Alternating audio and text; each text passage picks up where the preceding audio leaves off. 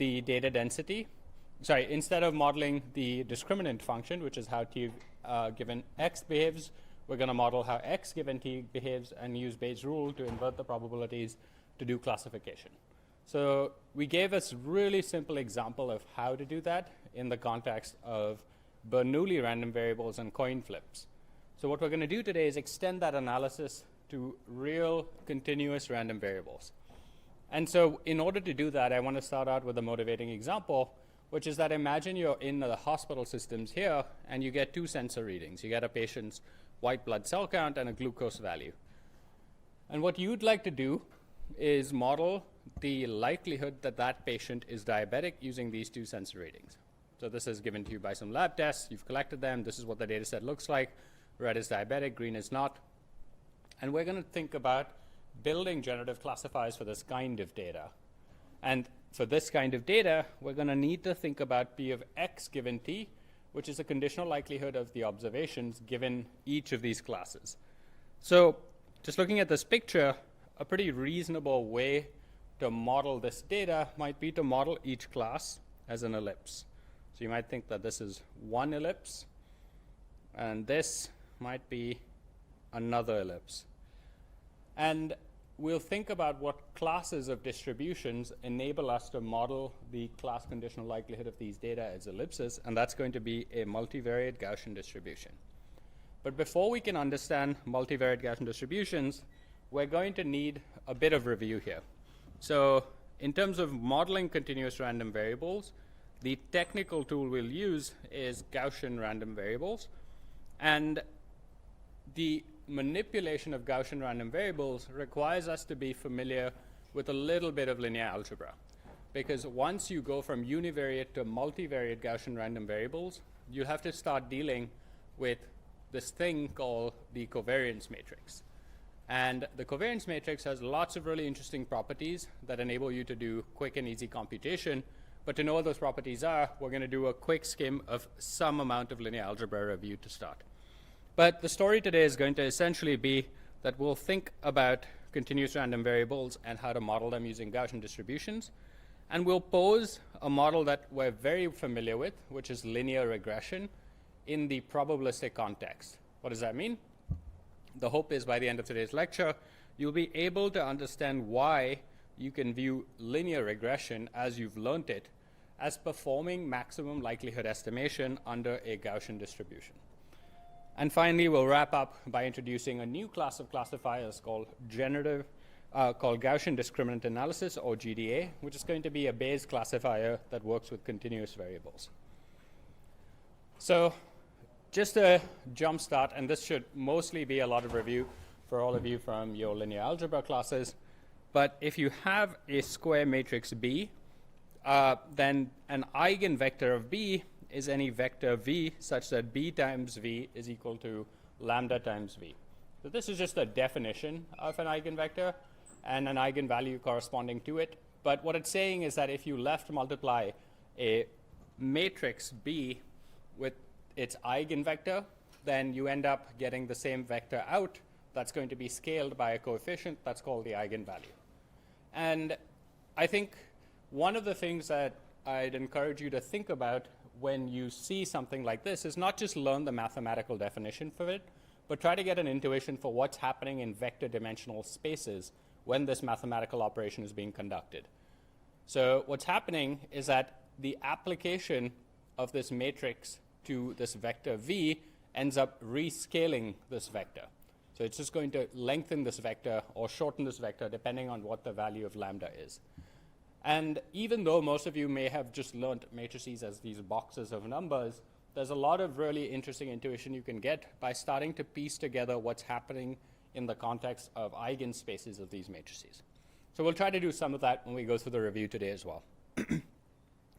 And a matrix of size d by d has at most, and you can have fewer, d distinct eigenvalues.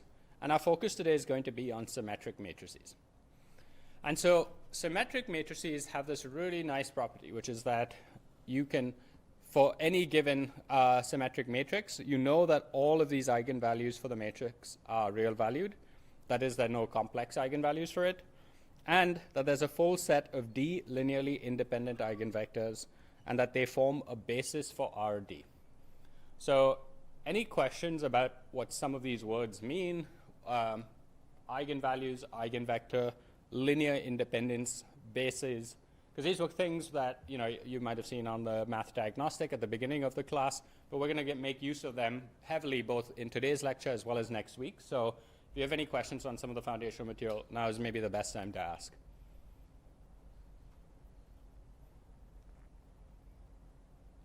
Okay. So the eigenvectors can be chosen to be real valued, and they can be chosen to be orthonormal. So what is orthonormal? It just means that a set of orthonormal vectors are all perpendicular to each other, which means if you take the dot product of any two orthonormal vectors, you get the scalar value 1 out. And each of those orthonormal vectors has unit norm. And so another really nice property of a symmetric matrix A is that you can apply to it what's called a spectral decomposition.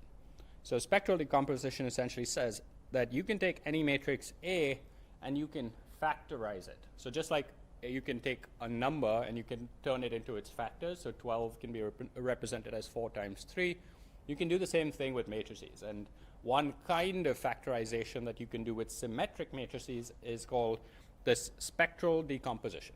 And so in spectral decomposition, you would decompose your matrix A as Q lambda Q transpose. And the matrix Q is going to be an orthogonal matrix, which means that Q transpose is equal to the identity matrix. That's what the meaning of an orthogonal matrix is. And all of the columns of Qi are going to be the eigenvectors. So all of the columns of Qi are the eigenvectors of matrix A. And lambda is going to be a diagonal matrix where each of the eigenvalues corresponding to Qi is going to be on the ith entry of that diagonal. So what you're doing is, for this matrix A, you're going to take all of its D eigenvectors and you're going to turn them into column vectors. So this is going to be Q1 all the way to QD. And this is going to be Q. And you're going to have this matrix capital lambda, where you're going to organize the eigenvalues along the diagonal, and it's going to be 0 everywhere else. And so that's what this decomposition is saying. So you can verify that for any choice of Qi, when you left multiply Qi by matrix A, because Qi is one of the eigenvectors of A, you get out lambda I Qi. And that's just from the definition of the eigenvalue itself. And so because A has a full set of orthonormal eigenvectors, we can use these as an orthonormal basis for RD. And what that means is, for any given point x, a vector x, we can rewrite that vector x in a new coordinate system. So we can rewrite x as some x tilde 1 Q1 plus x tilde d Qd.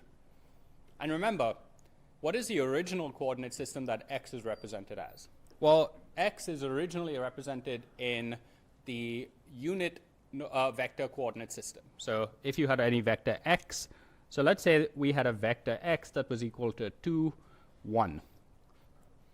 Well, we would write this vector x as 2 times 1, 0 as the first vector, plus 1 times 0, 1.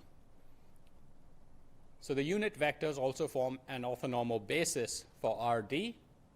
And what this slide is essentially saying is that if you have any matrix A that is a symmetric matrix, that then you can do an and you get out that all of its orthonormal eigenvectors are linearly independent, then any point in that space, if it's 2D or 10D, it doesn't matter, can be written in terms of the eigenvectors of that matrix. So all that a matrix is doing is it's shifting and scaling space in a way that each new point under the image of the operator of A represents the shifted and scaled version of the original points. And that's what it means to say that you can write x within this alternate coordinate system under the eigenvectors of this matrix A. So if you wanted to convert between the two coordinate systems, where the original one is the coordinate system corresponding to the unit vectors, and the second one is the coordinate system corresponding to the eigenvectors of a matrix, you could do so by left multiplying by q transpose x or q of x, depending on where you start. So if you left multiply x by q transpose of x, then what this is going to do is that it's going to, for each of the dimensions of x, rescale it based on what the eigenvectors of A actually are. And what this is going to do, and you can verify that if you substitute q transpose x, and this is x tilde, you know that q transpose is going to be the identity matrix, so you recover x after this operation.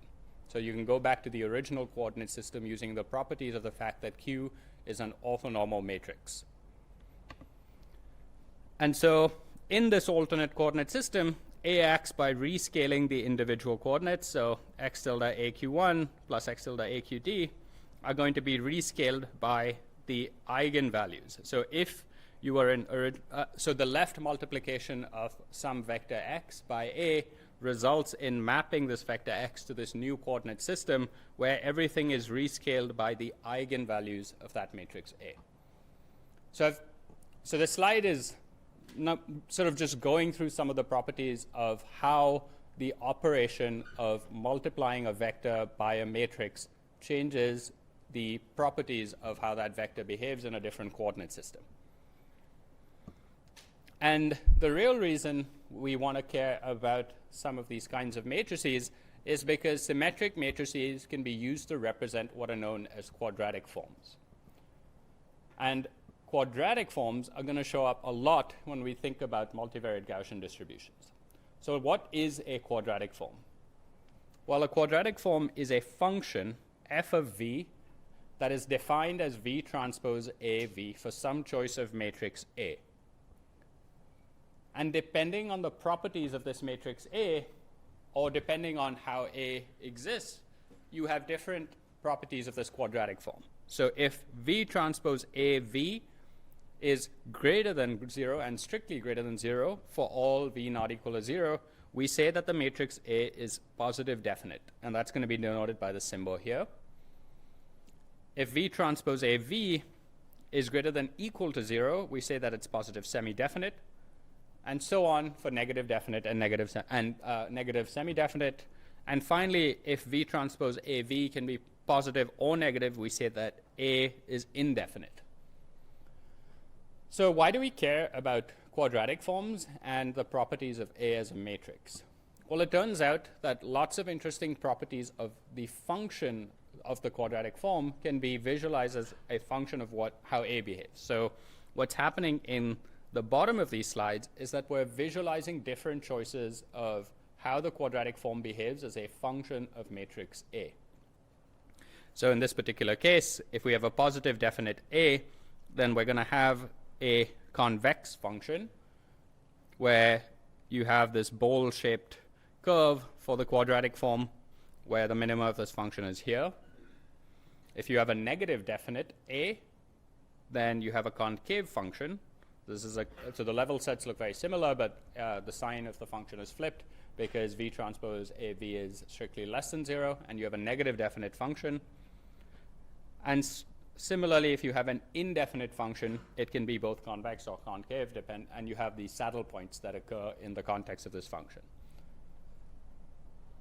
So quadratic forms are really useful things because they let you think about how the properties of your matrix change around the properties of the function. And we care about properties of functions because in machine learning, we're in the business of optimizing some of these functions with respect to certain parameters. So the properties of these matrices are really important to keep in mind because they change the functional behavior of any numerical optimization method you end up using. And again, these are just facts about matrices that hopefully serve as a refresher relative to some of the stuff that you might have learned about in your linear algebra classes. But we can also use these facts to prove interesting things about how certain groups of matrices behave. So we can prove things like the non-negative linear combination of PST matrices is also PST. So let's say we have, to prove that, we're going to let A1 and A2 be positive semi-definite. And we're going to take two coefficients, alpha 1 and alpha 2, that are both greater than 0. To prove that something is positive semi-definite, we need to understand how this quantity behaves for all V, which is V transpose the non-negative linear combination of A1 and A2. So the first step is we're just going to simplify what this summation looks like. So we're going to write this as V transpose A1V times alpha 1 and V transpose A2V times alpha 2. And we're going to recognize that since A1 is positive semi-definite, this quantity is going to be strictly greater than or equal to 0, which you're going to multiply by something that is greater than 0. So you'll get a quantity out that is greater than or equal to 0. And similarly, since A2 is positive semi-definite, V transpose A2V is also going to be greater than or equal to 0, which when multiplied by another non-negative number is going to remain greater than or equal to 0, which guarantees to us that the sum of them is also greater than or equal to 0, and consequently the left-hand side is greater than or equal to 0, which proves that the non-negative linear combination of PST matrices are PST. And that result is useful because you can use that result to show that if A is a random matrix that is always positive semi-definite, then the expectation of A is also positive semi-definite. And I'm not going to prove it formally, but I'll just tell you that you can write down any expectation as linear combinations of these events. So where the coefficients are now the probabilities of those events occurring. And you can use the previous result to show that those linear combinations end up with a matrix that is also positive semi-definite. And so this I've left as an exercise for you, which is to show that if you have any matrix B, the matrix BB transpose is positive semi-definite. And so the intuition is effectively you would look at the fact that each of the elements, you can write B as a summation of rank 1 matrices, each of which is positive semi-definite. So these properties are nice, but they also have relationships to the kinds of eigenvalues that a matrix has. So we introduced the concept of eigenvalues and eigenvectors, and then we talked about quadratic forms. And in the context of quadratic forms, we introduced this notion of positive semi-definiteness, positive definiteness, indefinite, and so on. But the two concepts are very related.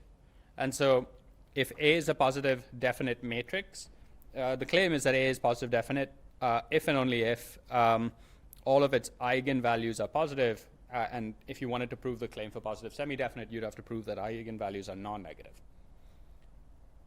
And again, the way to prove that is to first to think of writing any vector V in the context of the eigenbasis for that matrix A. So for any vector V, you can write V as Q transpose. You can write V tilde as Q transpose V. So this is for any vector V, just multiplying it by the eigenvectors, the orthonormal eigenvectors of your matrix A. And then we'll start with the claim that we want to show. And the first step that we're going to do is a spectral decomposition of A. So that's just going to change the thing that we have in the middle to be Q lambda Q transpose. Next, we're going to notice that Q transpose V corresponds to the operation of taking vector V and mapping it onto the eigenbasis of matrix A. So we're going to write that as V tilde. So we'll write this as V tilde times lambda times V tilde transpose lambda V tilde. And now this is a simple quantity to compute because it's basically a vector dot product where each element of that vector dot product is multiplied by the element on the diagonal of matrix lambda. And you can write this down as a summation of Vi tilde squared times lambda I. And you know that this term is strictly non-negative, which means the only way that this term can be positive is if all of the terms here are positive, or the only way that term on the left can be non-negative is if all of the eigenvalues can be non-negative as well, which sort of concludes this proof. So any questions so far in terms of just this review of linear algebra? Out of curiosity, how many of you sort of remember this well from your prereqs? Like, is this stuff that you all covered, or is there anything that I said that wasn't covered, actually? That's a useful data point for me to have. Yeah? In the iteration, because 223 and 224 change a lot every year. Okay. But in my iteration, I don't think we covered PSD. Oh, so PSD is just completely new. Eigenvalues and stuff, but we didn't cover the specific PSD terminology. Got it. Anything else that was not covered? Okay.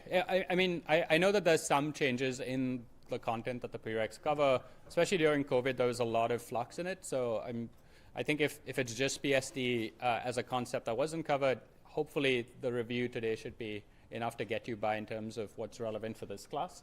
But if there's any questions, just come up to me during break, and we can see if we'll add in a few extra readings for people to use as reference for this stuff. And so the properties of these matrices A have implications on how they affect the patterns of the level sets of the quadratic form. And so if A is positive definite, then the contours of the quadratic form are elliptical. If A is both diagonal and positive definite, which is to say its diagonal entries are positive because the diagonals correspond to the eigenvalues in a diagonal matrix, then the ellipses are axis aligned.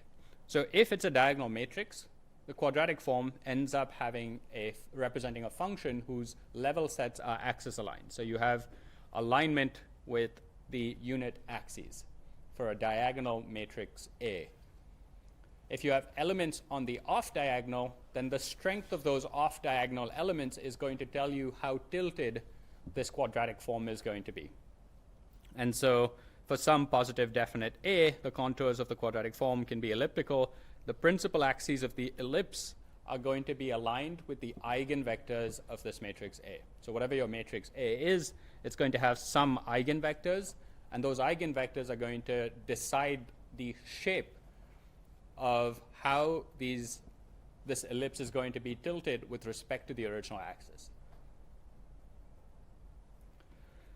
And so in this particular example, lambda 1, which is the eigenvalue for axis 1, is larger than lambda 2, and all symmetric matrices can be expressed as being diagonal if you choose the right coordinate system.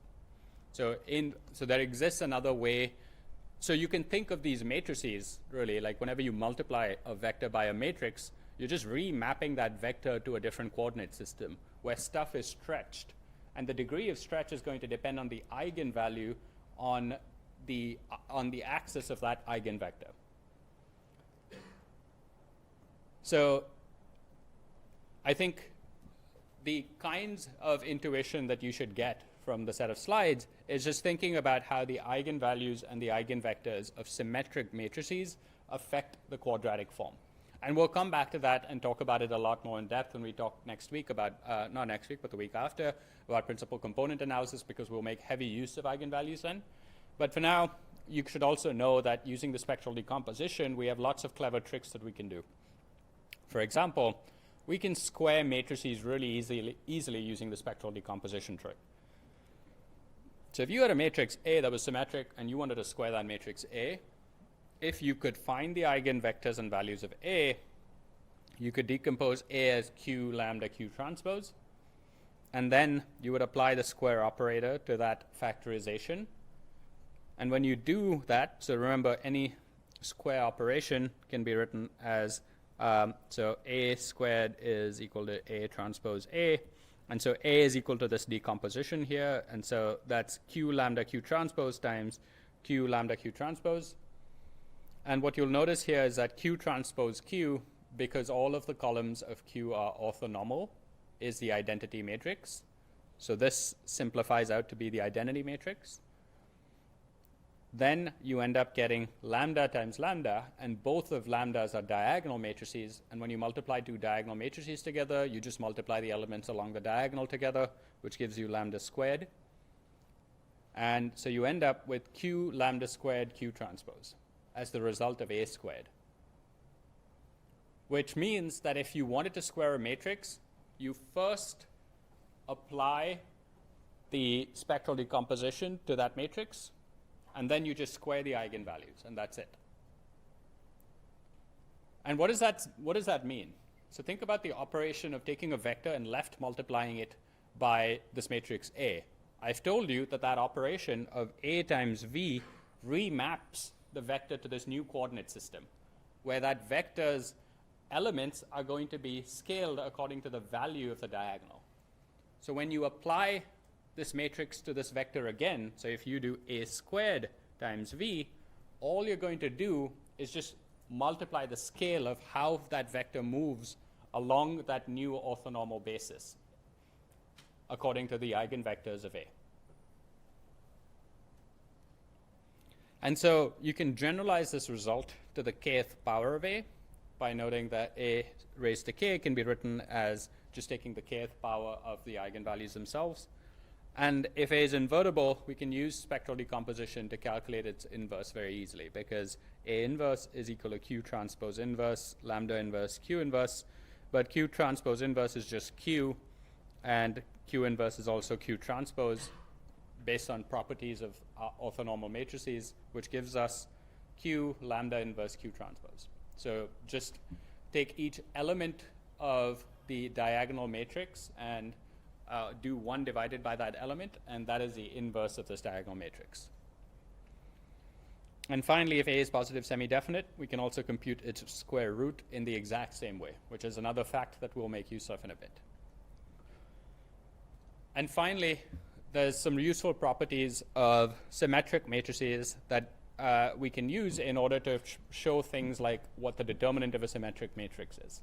So if you had the eigen decomposition of a matrix using the spectral decomposition, you could take your determinant operator, apply it to the spectral decomposition, and then distribute that operator over each of the terms in the decomposition. The determinant of this orthonormal matrix is just 1, and now you're left with the determinant of the thing in the middle, and the determinant of a diagonal matrix is the product of the elements on the diagonal, which is the product of the eigenvalues of the matrix. And we've added in a few properties here that represent basic properties of the determinant operator that you should at least recall and be familiar with. You all did cover determinants in your prereqs, right? So hopefully most of this is still review then. Okay, so that brings us to sort of the end of some of the concepts in the context of review for linear algebra that we needed to do, and a little bit of the drier part of today's lecture. And what we're going to do next is jump into the slightly more interesting bit, which is why do we care about all these properties? Where do they show up, and why are they useful? And so we're going to start thinking about the example that I gave last week. So last week I said if you had a coin and you flipped it, and what you wanted to, and you observed some data, and you wanted to know how do I build a good model for whether that coin is going to come up heads or tails in the next iteration, then I need to fit this Bernoulli random variable to that data of what the coin came up in the past. And then I'm going to use that Bernoulli random variable to decide if it's going to come up heads or if it's going to come up tails. It turns out if I wanted to do the same thing with real valued numbers, then I could use the Gaussian distribution. So if I had a single number that I had observations of, so if I had a single sensor reading, for example, then I would use what's called the univariate Gaussian distribution.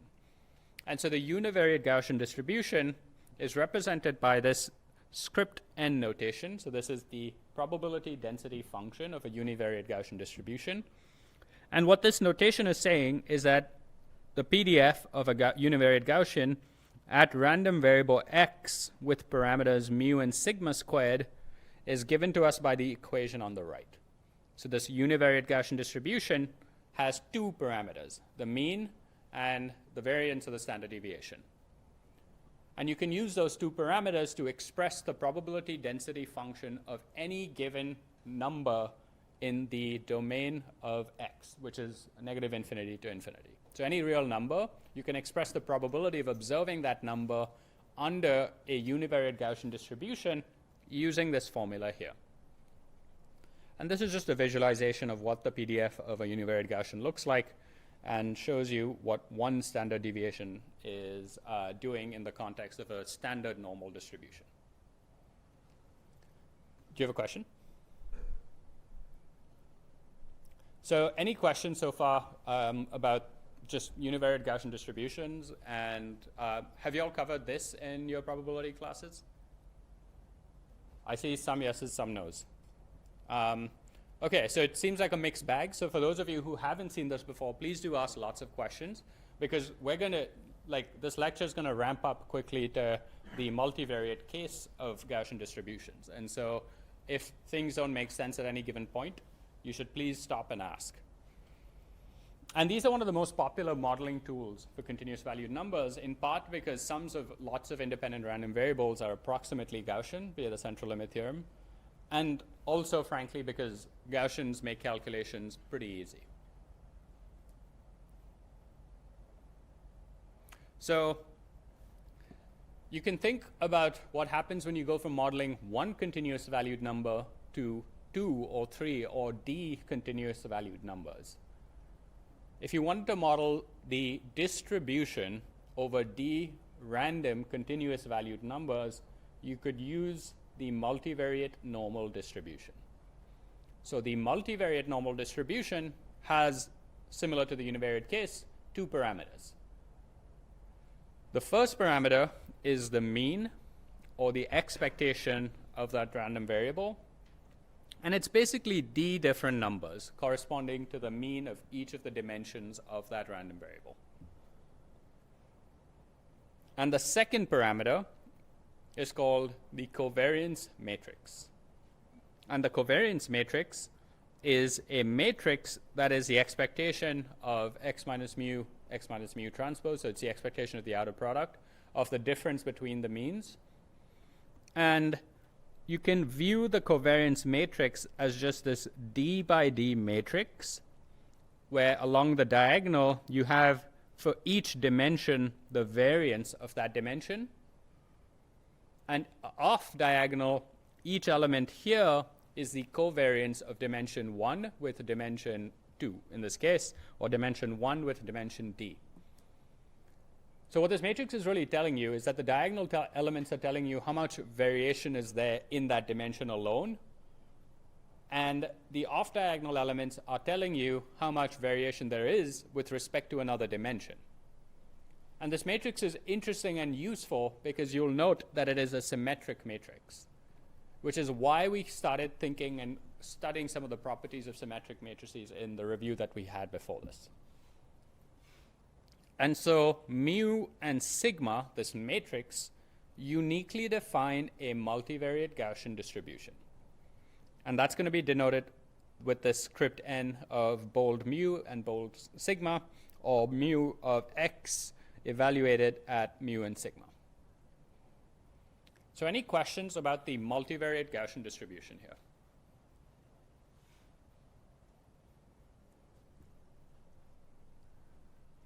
Okay. So we talked about the PDF, or the probability density function of a univariate Gaussian distribution, where we have two scalar parameters, one mean and one variance. So if we wanted to model one random number, we would need two parameters using the univariate Gaussian distribution. If we wanted to model d numbers, then we would think about the multivariate probability density function for the multivariate Gaussian. And that's going to be given to us by the d numbers in the mean and this d by d covariance matrix. So we have d plus d times d parameters for the multivariate Gaussian distribution. And the probability density function for the multivariate Gaussian distribution is just a generalization of the univariate case. So you have 1 over square root 2 pi, which turns into 1 over 2 pi raised to d divided by 2, because we have a d-dimensional object here. 1 over sigma turns into 1 over the square root of the determinant of the covariance matrix. So remember, sigma square is the variance, so you should think of that as the analog in the multivariate case as being the covariance matrix. And so sigma, the standard deviation, is going to be represented by the determinant of the square root of the covariance matrix. And exp is going to remain the same, and inside the braces we have the variation for the random variable relative to the mean with a quadratic form where the matrix is going to be the inverse of the covariance matrix. So just like here, what you were doing is you were dividing by the variance.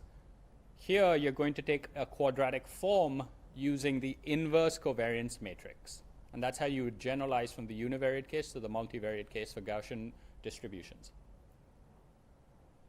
And you could visualize in 2 dimensions, for example, what the PDF of this Gaussian looked like. And as you could imagine, it's this bell-shaped curve. And these might be the level sets of this bell-shaped curve. So all univariate Gaussian distributions are shaped like the normal distribution. So what does that mean? It's saying that there's a really easy procedure to sample from any univariate Gaussian distribution with arbitrary mean and variance. And the way to do that is you start by sampling from a standard normal distribution, you shift by the mean, and you stretch it out by the variance or the standard deviation. So in the multivariate case, you can do something very similar. You can start with a standard distribution that is a standard normal distribution. So standard normal in the multivariate case is going to be a normal distribution where the mean vector has all zeros in the d dimensions, and the covariance matrix is the identity covariance matrix. So that's what that is the corresponding idea of the standard normal in the multivariate case. And the expectation of x is going to be 0 because this is the mean, and the covariance of x is going to be the identity function. So if we had a random variable x that was distributed according to the multivariate standard normal, we can ask what happens when we perform a linear operation plus an addition. So what happens if we multiply this x, this random vector, with a matrix S and add b to it? Well, the expectation of x bar is just the expectation of this right-hand side. And by linearity of expectation, you get that this is S of E of x plus b. And we know that E of x is equal to 0. The expectation of x is equal to 0. So we're left with just b. We can ask what happens to the covariance of x bar. And the covariance operator via the linear transformation rule for covariance of x bar is equal to, so this is a constant with respect to the covariance, and so we ignore that, and we just have S covariance S transpose. But the covariance of x is the identity function, the identity matrix, and so here we get S transpose as the covariance of x bar. So x bar is also Gaussian distributed. So if you put these two facts together, what it's telling you is that x bar, which you wrote down as S of x plus b, is a Gaussian random variable with mean b and covariance S transpose. And this is just telling you that all multivariate Gaussian random variables are related to the standard multivariate Gaussian distribution in this manner. So any multivariate Gaussian distribution can be expressed as a linear operator of a sample from the standard multivariate Gaussian distribution. Okay, so I'll pause here to see if folks have any questions.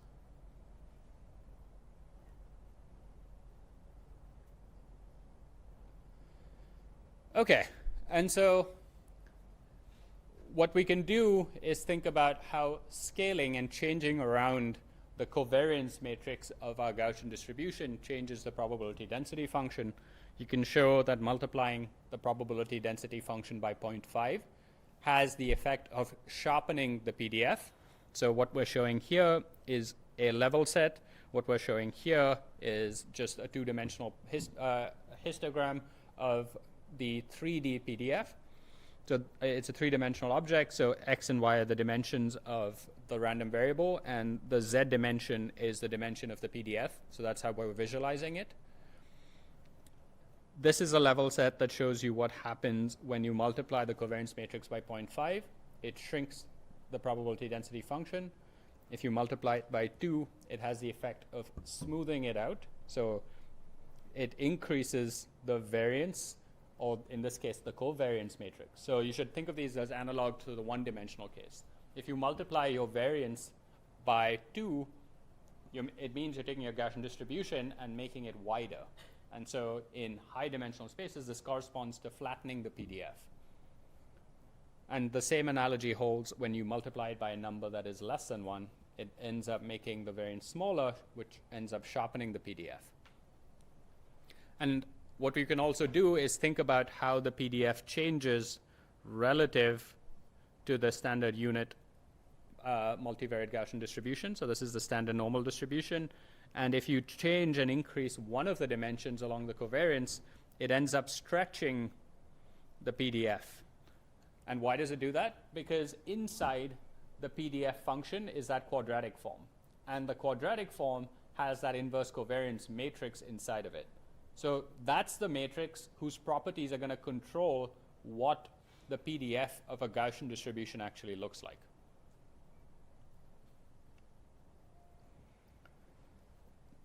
And so if you multiply it, and so in general, if you have a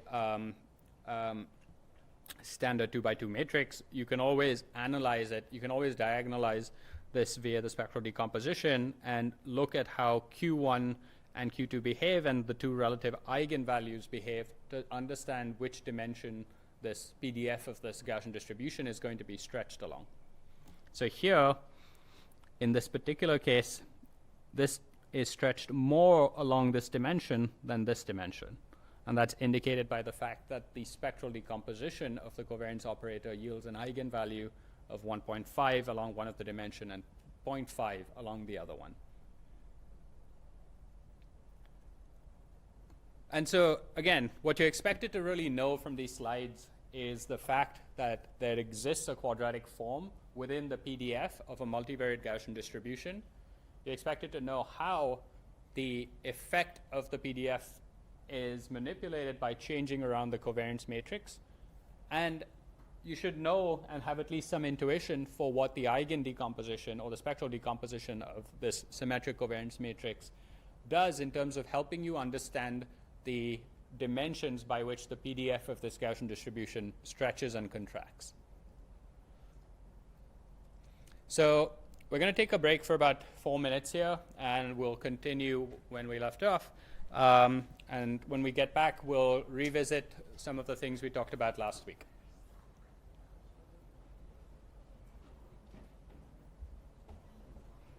Hey.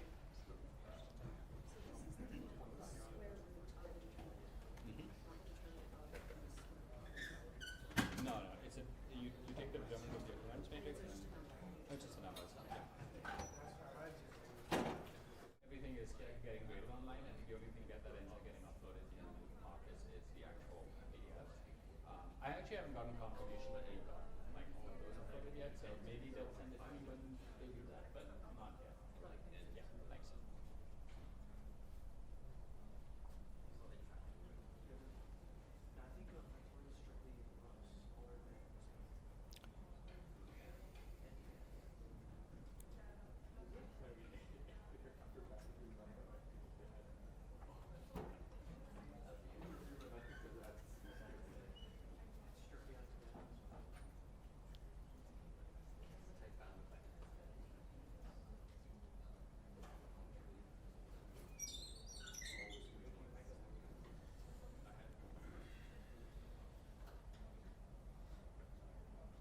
Okay.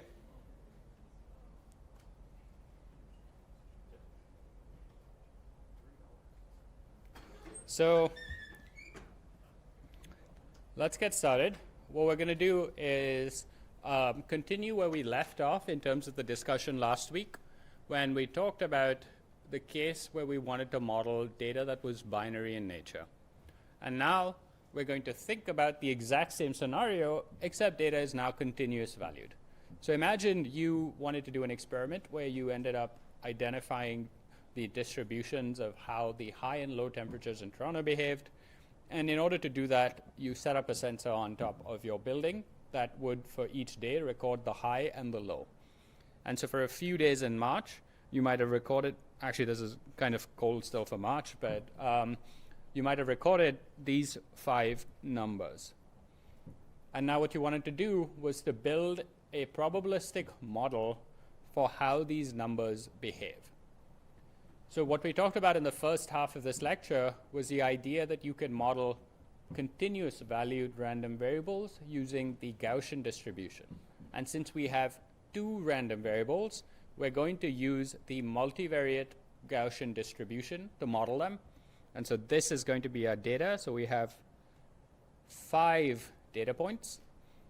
And we're going to pretend that they're drawn from a Gaussian distribution with mean mu and covariance sigma. So how many parameters do we need for modeling this data? Like how many parameters do we have in total?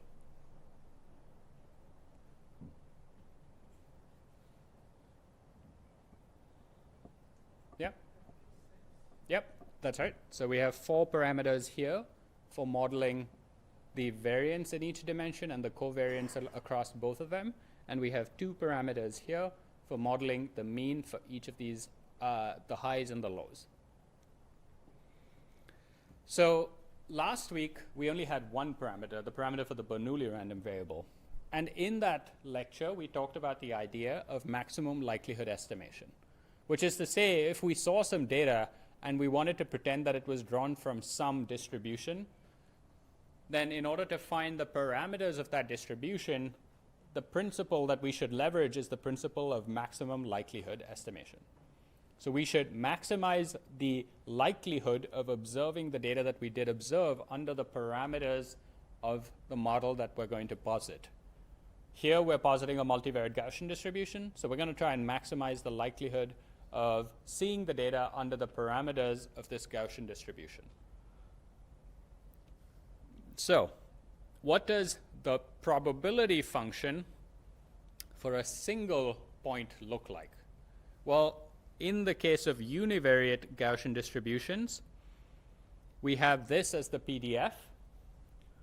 And remember, we worked with the log of the likelihood. So we're going to take the log of the PDF of this univariate Gaussian distribution. So we'll do a thought exercise in the context of the univariate case before we move to the multivariate case.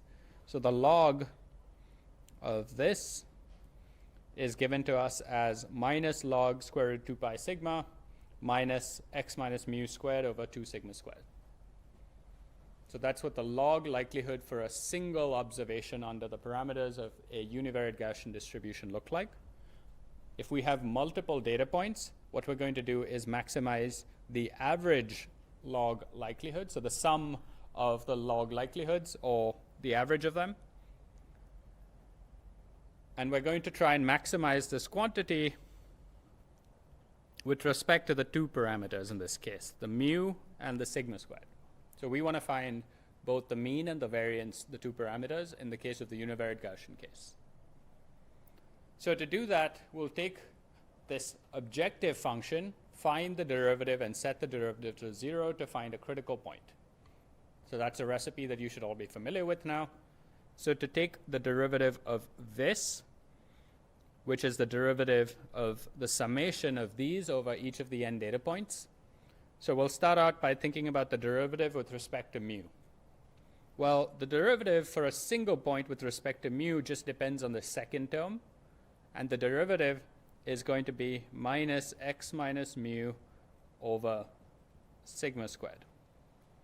And when you sum that up over n points, you get this equation that you see here.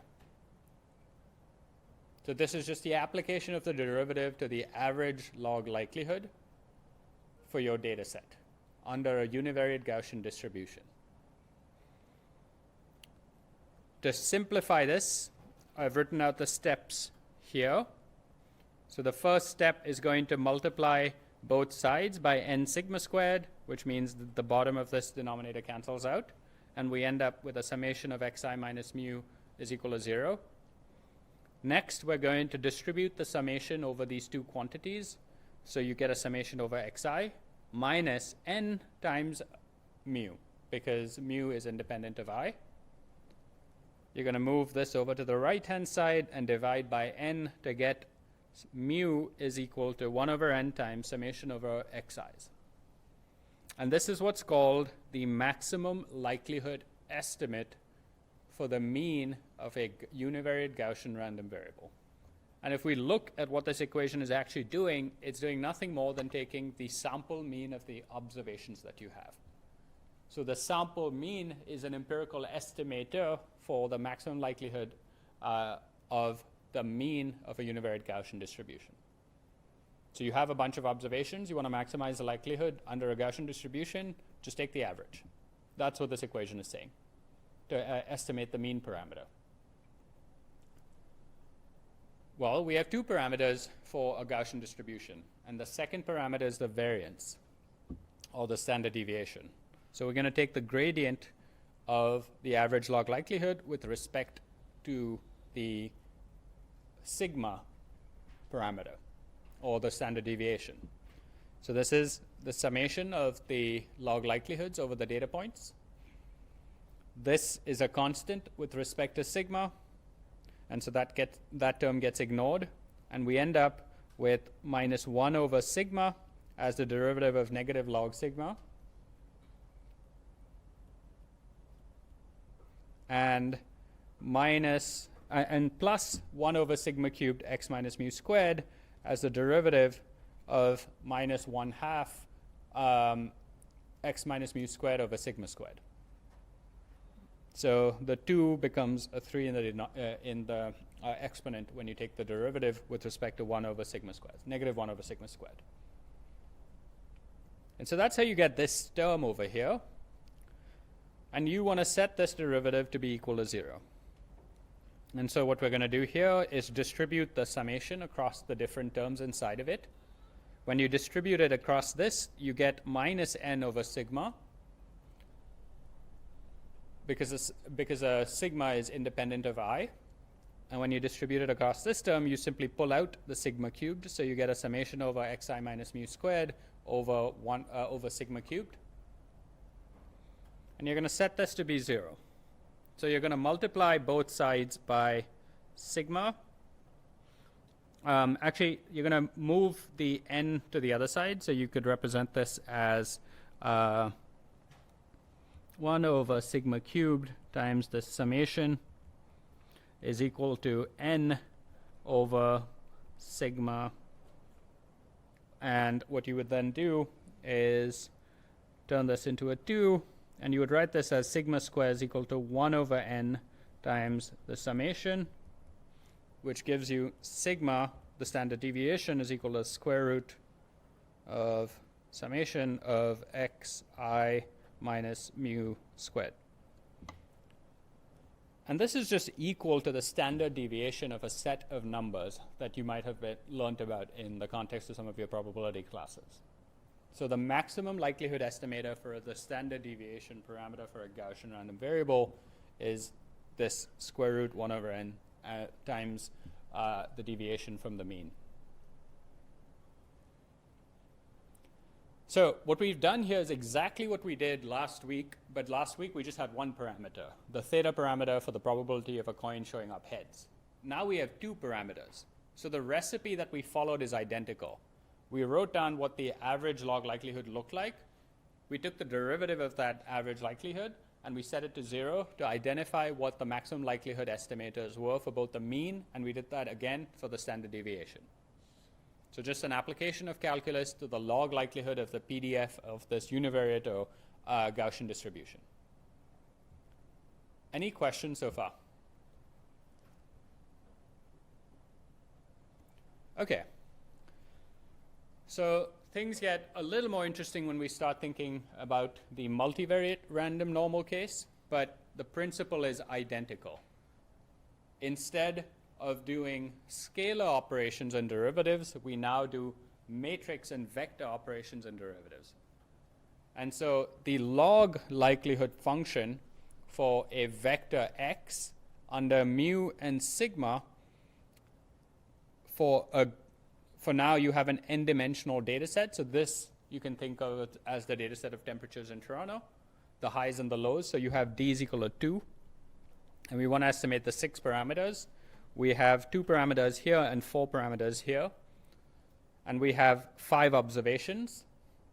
So for each of those observations, we'd write down the likelihood of seeing those observations under our multivariate normal distribution. And we would take the log of the product of their PDFs to represent the log likelihood of them. So log of product of the PDF of seeing vector.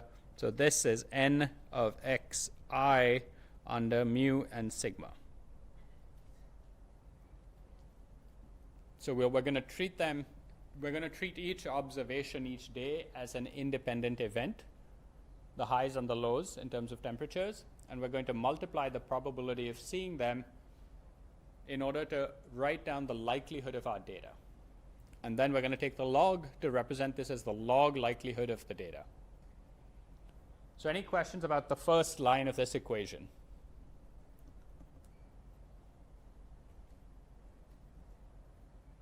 Okay, so going from here to here, we're going to move the logarithm inside, and so this product turns into a summation.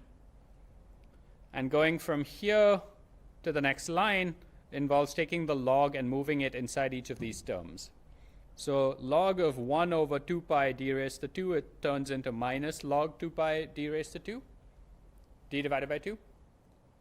So that is going to be a constant because it is not dependent on either of those two parameters.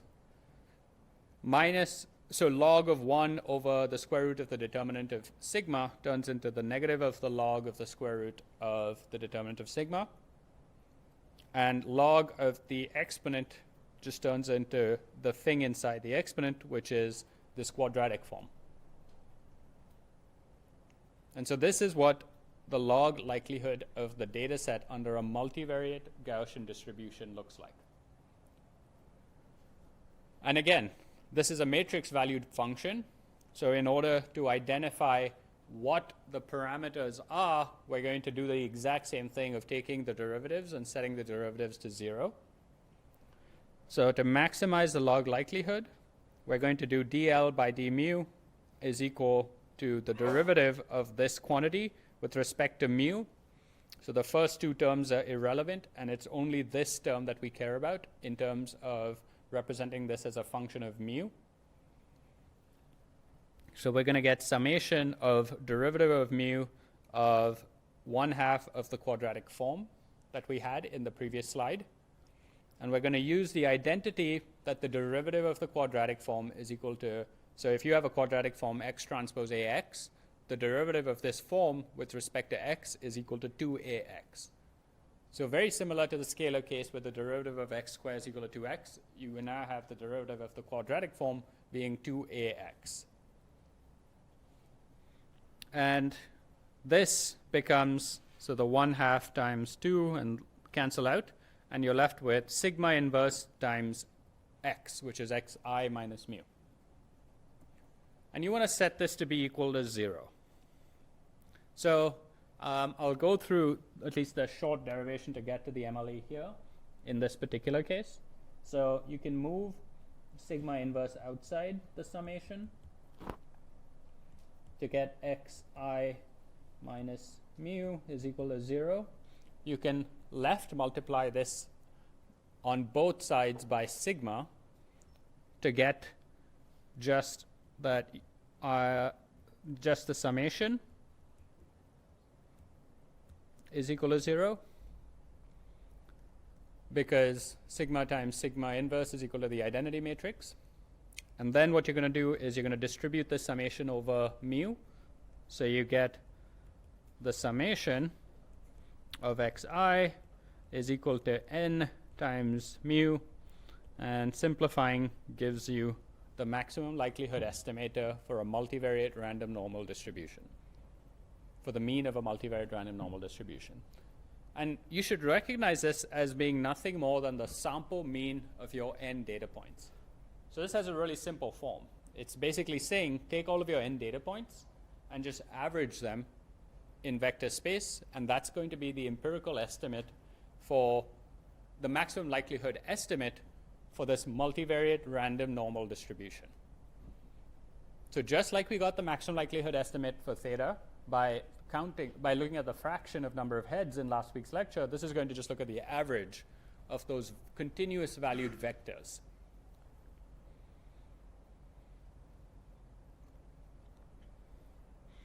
And I won't go through the derivation. It's a little more convoluted in the case of the covariance matrix. But we can very much do a similar calculation here to show that the empirical estimator for the covariance matrix of a multivariate random normal distribution is the empirical covariance itself.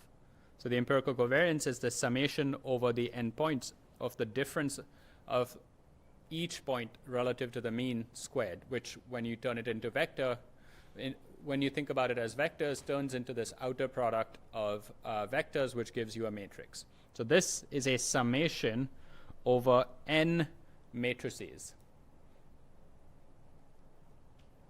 So each of these is going to be a d by 1 times 1 by d dimensional multiplication. So that's going to be an outer product. That's going to give you a d by d dimensional outer product. And when you sum them up, you get a d by d dimensional matrix, which is going to be your covariance matrix. So you first estimate the mean, and then you use the mean in the estimation of the covariance matrix itself. Any questions so far? Yeah.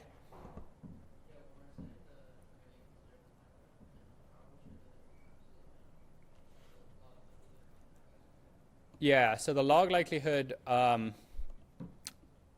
for as long as you have a positive semi-definite covariance matrix ends up being a convex function.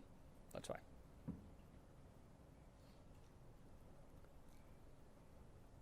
So this is the exact same recipe that we followed last week, except now generalized to vector and matrices that we use in order to identify the parameters of this multivariate Gaussian distribution. And so what I want to do right now is go back to the third week of lecture when we introduced the model called linear regression. So remember, when we talked about linear regression, we sort of decided that a way to think about discriminative machine learning or predictive machine learning for regression was to come up with this recipe of first taking a set of inputs. So this is our data set. We got a set of labeled data. We had n examples of inputs and outputs, and we came up with some function that would enable us to relate the outputs to the inputs. Given that function that represented the prediction of our machine learning model, we came up with a loss that told us how wrong the predictions were.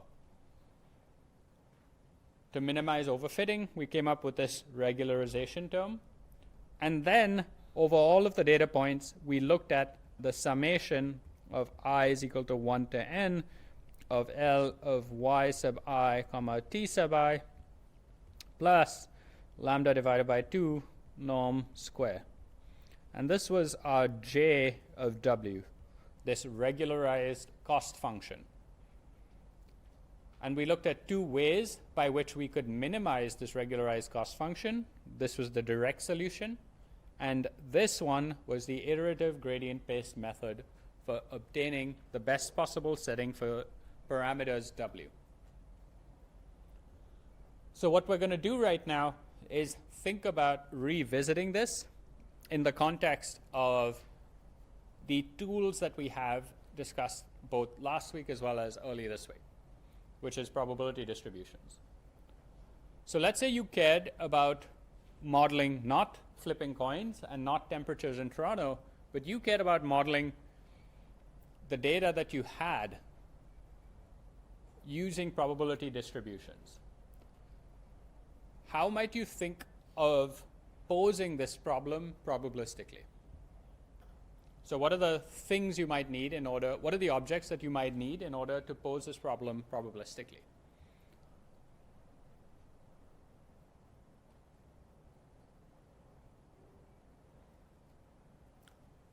Yeah.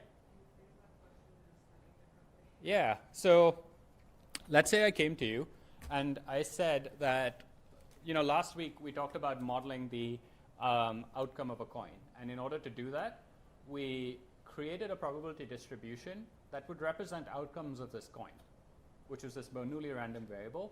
And we fit the parameters of that distribution. And once we fit it, we use that to predict what the coin might do next. So today, I'm asking if we wanted to do the same thing to create a predictive system for how t might behave in the future. T is our target.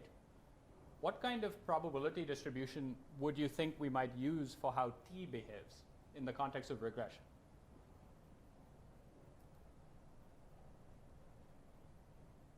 So what kind of number is t? Is it binary? So it's a real valued number. So what kind of distribution can we use to model a real valued number? Yeah.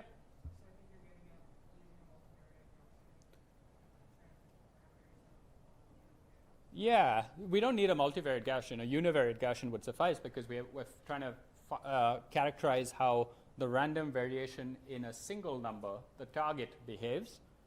So that's great. We could use a Gaussian distribution for that. But is that sufficient, like in the context of a predictive model? Because we now have these inputs as well, right? So how do we think about linking the inputs to now this probability distribution over the predictions that we have? So you're right that we can use a univariate Gaussian distribution to model the distribution over the t's. But how do we link the inputs to that distribution?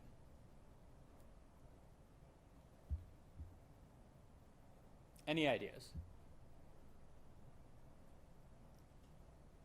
Sorry, is the question clear? Yeah.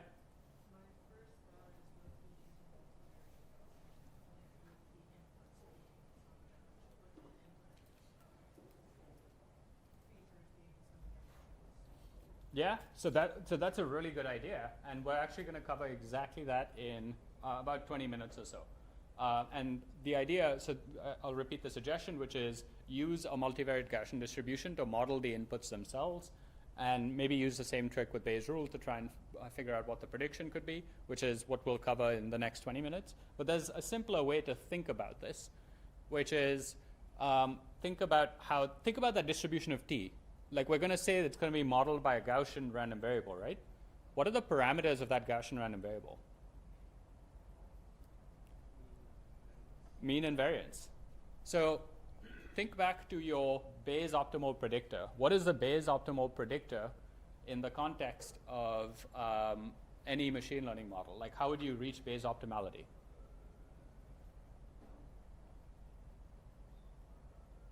You would match your prediction to be the conditional expectation of t given x. And now you have a distribution for t. So how would you relate the input to that distribution? So you had an idea at the back? Okay. So the basic idea is really simple. You would just take your mean of t and you would write down your mean of t as a linear function of your inputs. So you're going to give linear regression a probabilistic interpretation. You guys got like 70% of the way there. The way to model the outputs would be to use a univariate Gaussian distribution. But remember, we want to build a model that is going to be dependent on the inputs. And to build a model that's dependent on the inputs, you need a way to link the inputs to the parameters of the distribution of the output. And you have two parameters to choose from, the mean or the standard deviation. And you know how a Bayes optimal predictor might behave, so a natural choice is to pick the mean of your output random variable and set it to be the linear function of your input. So we're going to model the conditional distribution of t given x using a univariate Gaussian random variable. Because W transpose X is a vector dot product, but it gives us a scalar output. And that's going to be the mean, and we're going to get a variance that is t sigma squared. So now that we have a model and we have some data, let's say it's a set of inputs and outputs, how do we learn the parameters of this model? So originally, we wanted to learn the parameters of this model as being the mean and the variance. But now, the mean for each individual data point has been replaced with this W transpose X. So what we need is to think about how we can learn these parameters W. So we're going to leverage the principle of maximum likelihood estimation again. And we're going to write down the likelihood of predicting the right target given the input. So this is the likelihood of predicting target I given input xi and the parameters of this predictive model, which are the W's and the B's. And by maximizing the average log likelihood, let's see what we get. So we know each t given x is going to be modeled by a Gaussian distribution. So we're going to replace that with the PDF of a Gaussian distribution, a univariate Gaussian distribution. And that's going to give us this equation on the second line. So this is just 1 over n times the summation over the n data points that we have of the log of the PDF of a univariate Gaussian distribution. And then we're just going to simplify by moving the log inside. So you get a few constants, which we're going to ignore. And we're only going to focus in on the term in here. And if you look at that term in here, you get a bunch of constants minus 1 over 2n sigma squared of ti minus W transpose X squared. But this should be something that you're all familiar with.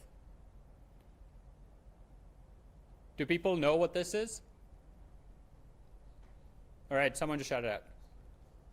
Squared distance. So squared error. So what this is saying is that we started out by doing maximum likelihood estimation, maximizing the conditional likelihood of the targets given the inputs using this model here. And we ended up with the negative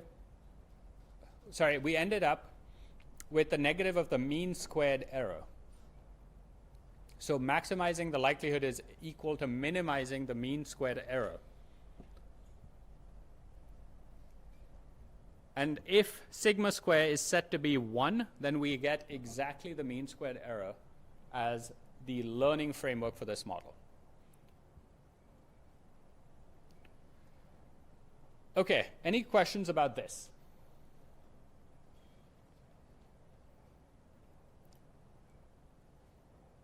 So if you're comfortable with this idea, then what we're going to do is start thinking about the extension of this idea.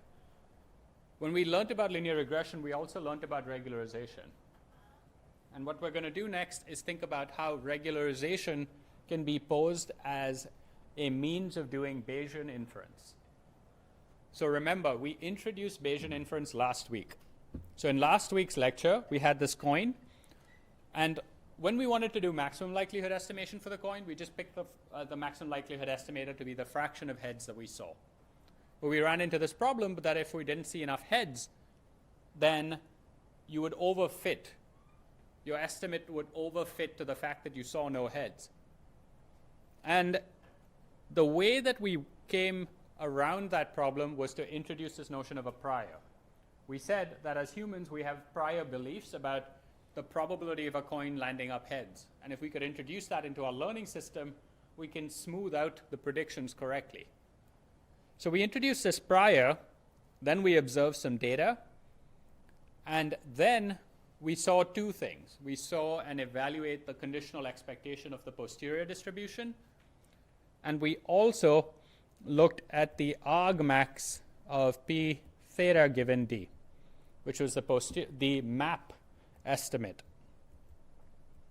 And so this is just review from last week, where we could either look at the expectation of theta given d or the map estimate of what the parameter theta looks like.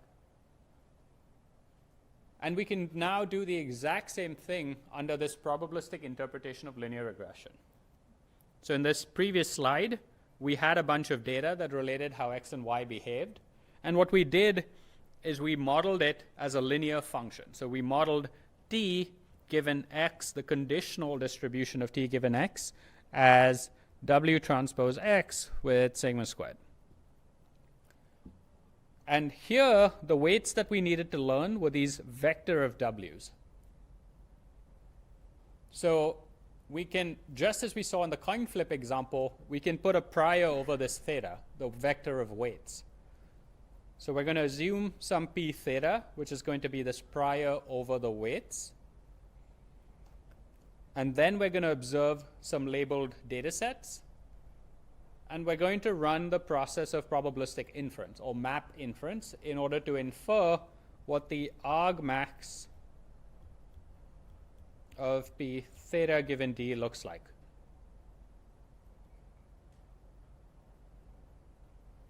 So any questions about what we're going to do? We haven't actually done it yet, but I just want to make sure people are clear and on the set of steps we're going to follow.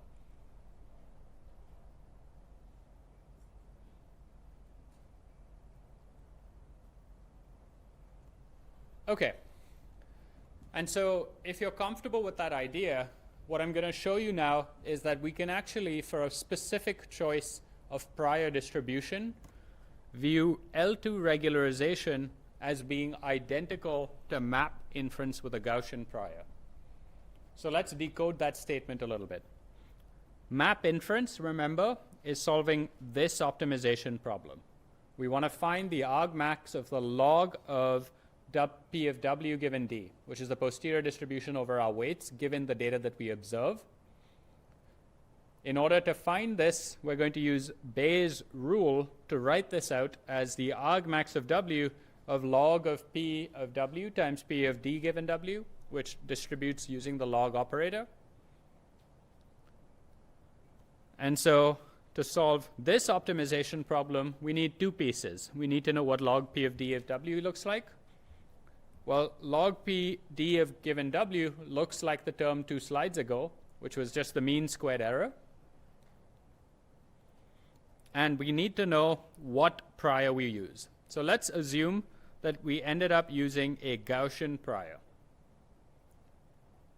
So we're going to assume that our weights have a prior distribution of being drawn from a multivariate random normal with mean m and covariance s. And if it's mean m and covariance s, then this is going to be the PDF of log probability of the weights. So this is going to be the log of the prior of the weights, which is the log of the PDF of this multivariate normal distribution. And remember, the parameters that we're actually learning are these w's. So it's just this term that we care about. So log times exponent cancels, and we're left with minus 1/2 times this quadratic form, plus a bunch of constants. So this is just the formula for log p of w. And here, if we set s to be eta times the identity function, and if we set m to be 0, then what we find is that we can recover L2 regularization. Because for s, if w is equal to 0, then we get w transpose eta times the identity times w, which is equal to minus 1 over 2. I think the regularization term here, it's S inverse. So we get minus 1 over 2 eta times w transpose w, which is equal to the squared norm of w. So taking a step back, what this is saying is that when you learn with L2 regularization, it is equivalent to doing maximum a posteriori estimation or map inference in the Bayesian framework using a Gaussian prior distribution over the weights.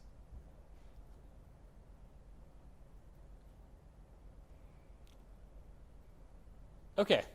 Any questions about this? Yeah.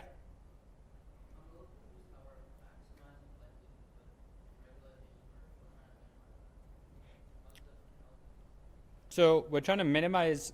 So we're trying to maximize this quantity, which corresponds to minimizing the negative of this. Yeah. So the sign works out.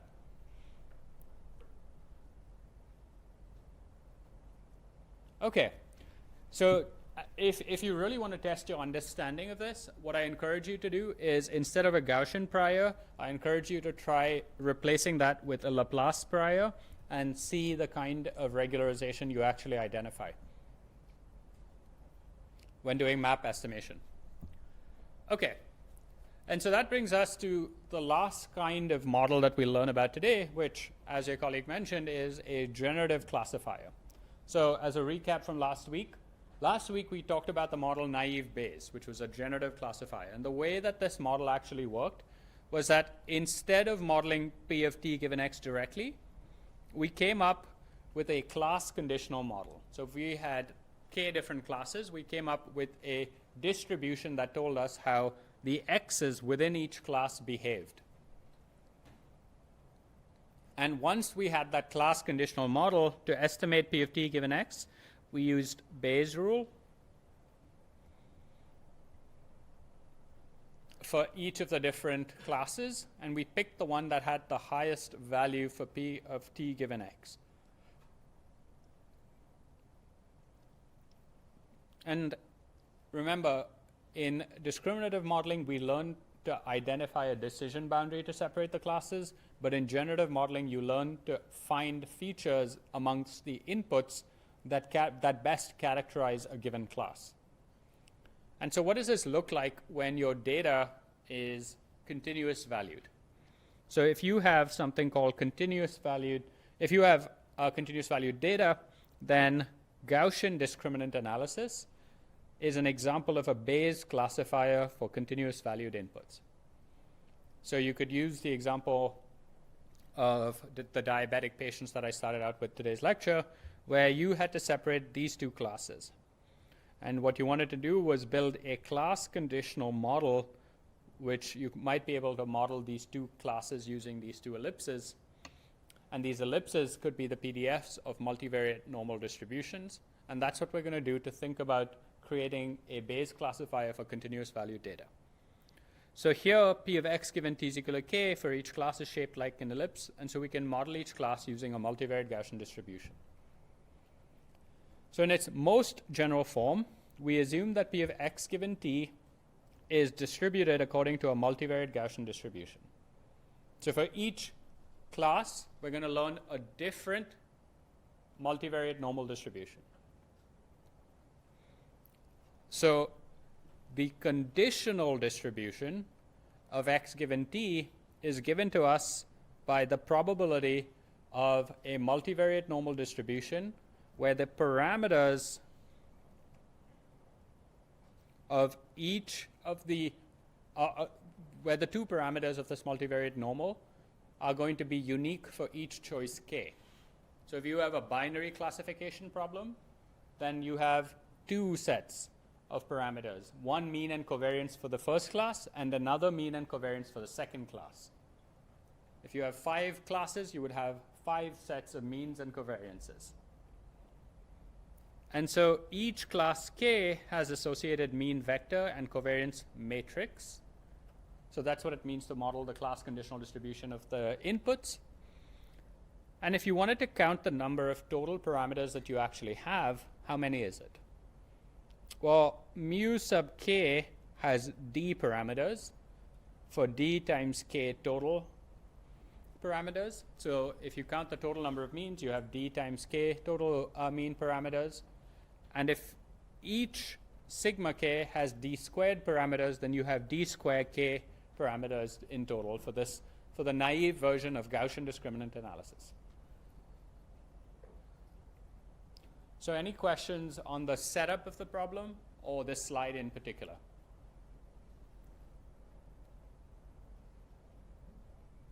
Yeah.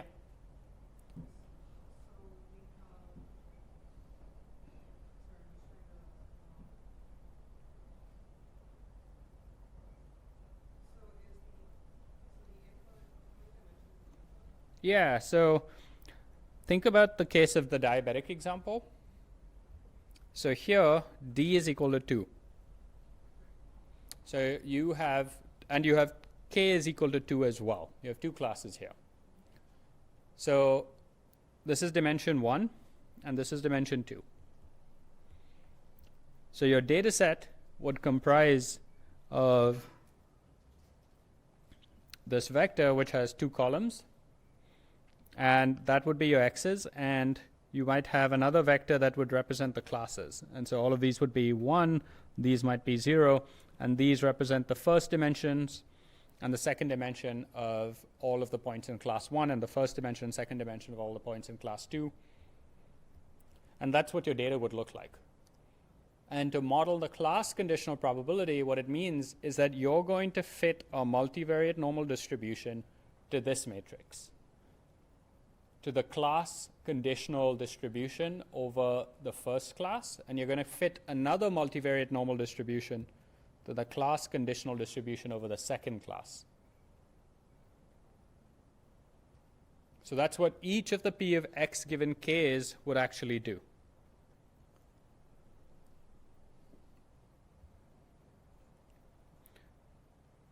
And in order for you to predict with this model, you also need the probability of each class. So let's pretend that we're working with binary classification, in which case you would maximize the likelihood under the simple Bernoulli random variable for the class probabilities. And to obtain phi, this is the maximum likelihood estimator for a Bernoulli random variable. So this is doing nothing more than counting the number of times class Ri appears, so it's binary. So it's a fraction of times class 1 appears. And now we would use the formulas for the maximum likelihood estimators. This is the MLE estimator for mu, and this is the MLE estimator for sigma. And if you look at this formula, it's basically looking at the average within each class. Because what this is doing is that it's saying you're going to multiply each vector xi by ri. Ri is the class identity. So if it's so you can view this as sort of an indicator of being in class k. Sorry, that's what rik is. So if you have two classes, then mu 0 is going to be a summation of r0i xi divided by r0i. The denominator is going to be the number of zeros. The numerator is going to be 0 if you're in class 1, and it's going to be xi if you're in class 0. And that's going to sum up all of the vectors that exist in class 0. So this is just a compact way of writing down the mean and the covariance matrix for each class k. But the formula is exactly the same as the maximum likelihood formula that you saw for multivariate random normal distributions. So I'll stop here to see if folks have any questions about this slide.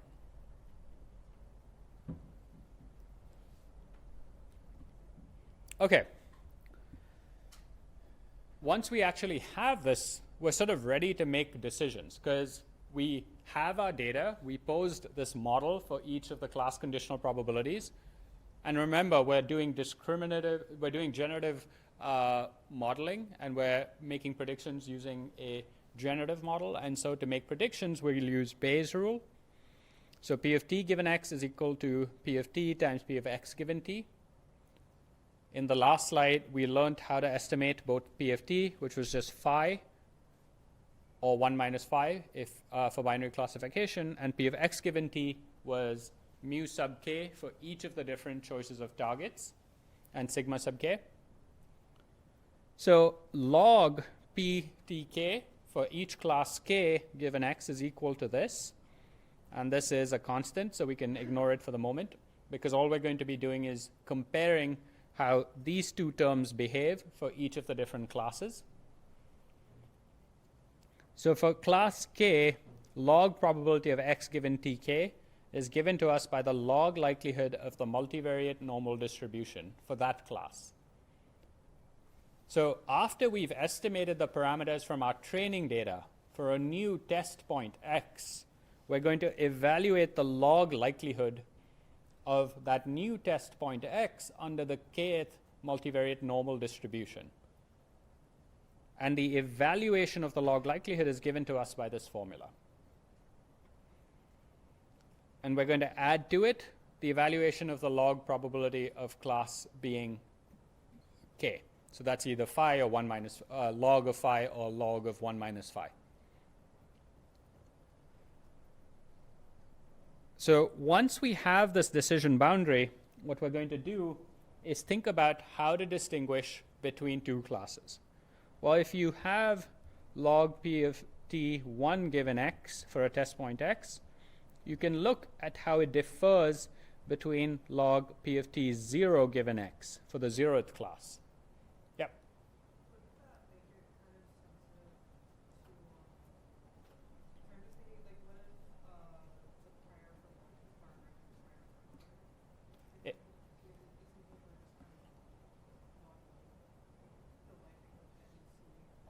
Yeah.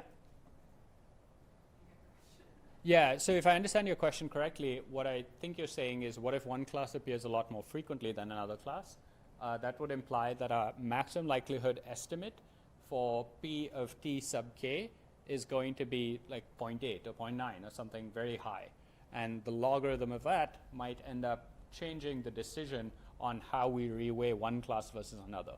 And in practice, you're right. If it's very, very imbalanced, you might end up having problems.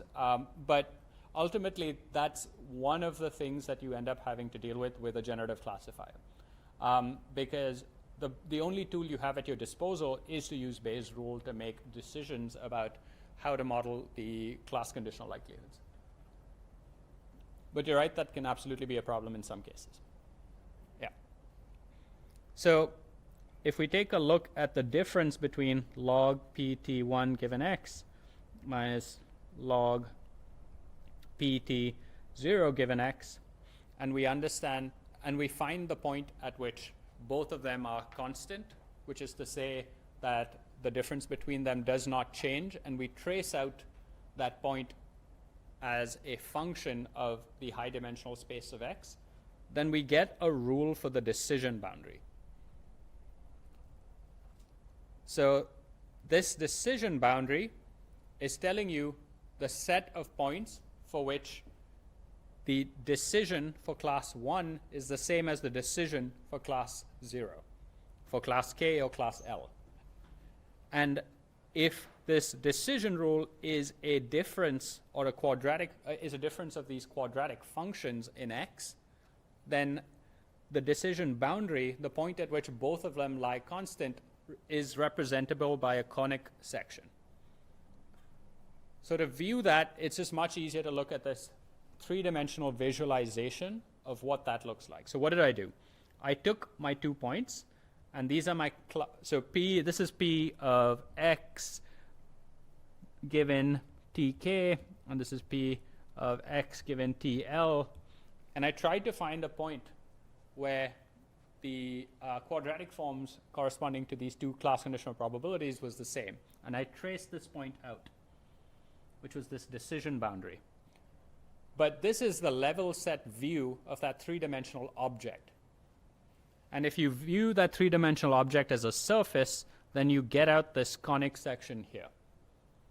And if you think about what it's doing, is it's carving out a point. It's carving out a separation in three-dimensional space between these two Gaussian distributions.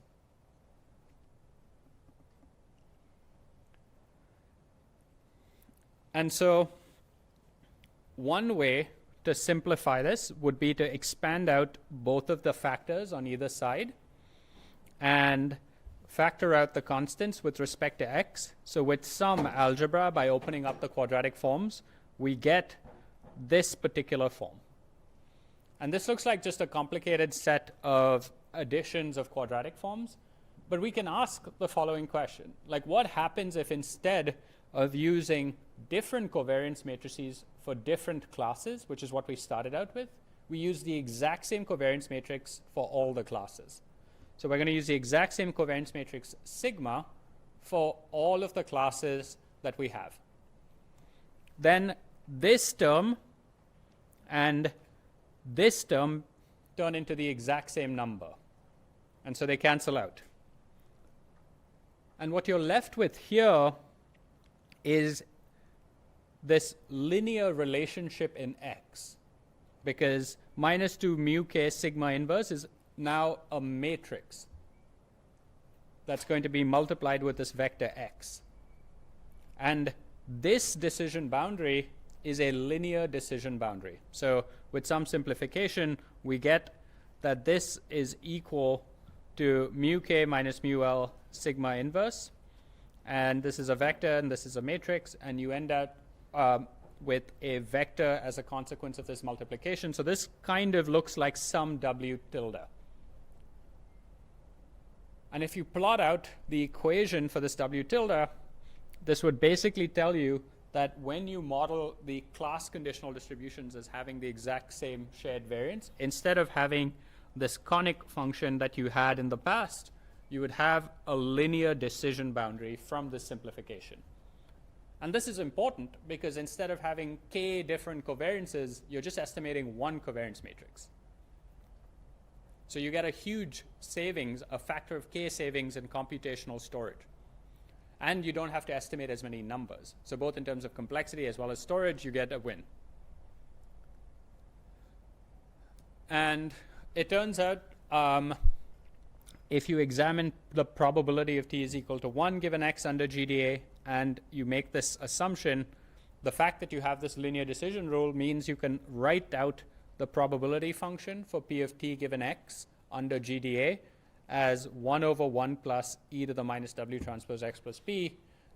And I won't go through the derivation for this here, but basically here w and b are both going to be some function of mu 0, mu 1, and sigma.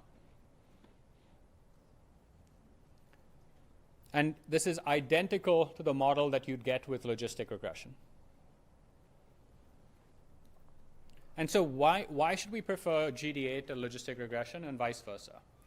So GDA makes a really strong modeling assumption. When you use Gaussian discriminant analysis, you're really taking this leap of faith that all of your class conditional distributions are these multivariate Gaussian distributions. And when that assumption is satisfied, GDA is sort of asymptotically efficient. It means that when you have lots and lots of samples, you cannot do better than GDA. But the problem is that that assumption is rarely ever true. It's rarely ever the case that you get nice Gaussian distributions that your data are drawn from. And so most of the time, you'll find that logistic regression ends up outperforming it because there's a model misspecification between the choice of using a multivariate normal distribution for modeling your class conditional data and the actual distribution for that data. And so one advantage, however, of GDA is that it can often easily handle missing features. So we haven't gone into this in this class, but if you think about what happens if you have missing data for logistic regression, you just cannot do prediction. Like you don't know what number to multiply the coefficients of your parameter vector with anymore. But with GDA, you can still do evaluation of the posterior distribution of your class labels as long as you can evaluate P of x given t. And we won't go into it in this class, but it turns out even if some subsets of feature vector x are missing, you can still efficiently evaluate this quantity.